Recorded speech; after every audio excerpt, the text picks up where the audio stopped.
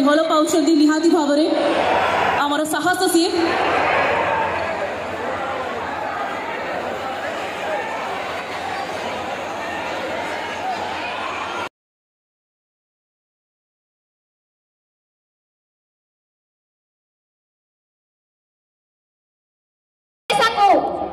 रूपांतरण क्षेत्र में गोटे ग्यारंटी देइछंती जो ग्यारंटी रे आमे नाज्य दाबी पाई पारुछु। आज शिक्षा कथा कहतु नवीन बाबू, गमन कथा कहतु नवीन बाबू, महिला सशक्ति कथा कहतु नवीन बाबू एवं युवक मानकर पाटरे कहतु नवीन बाबू। ये विकास रो चिन्ह शंख चिन्ह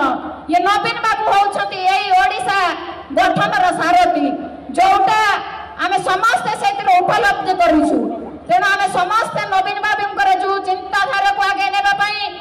आमर एही रायगढ़ निर्वाचन मंडली रे एवं विसंगठन एवं गुणपुर निर्वाचन मंडली रे आपण माने शहरी कोणर उन्नति देखिचंती, शिक्षा क्षेत्र रे कॉलेज रो 5T रूपांतरीकरण देखिचंती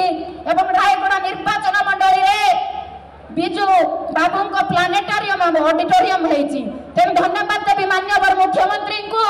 आमे समस्त मिसिकी माननीय मुख्यमंत्री को धन्यवाद देबा पई गोटे कोरताली देबा एवं 5T पांड्यान सर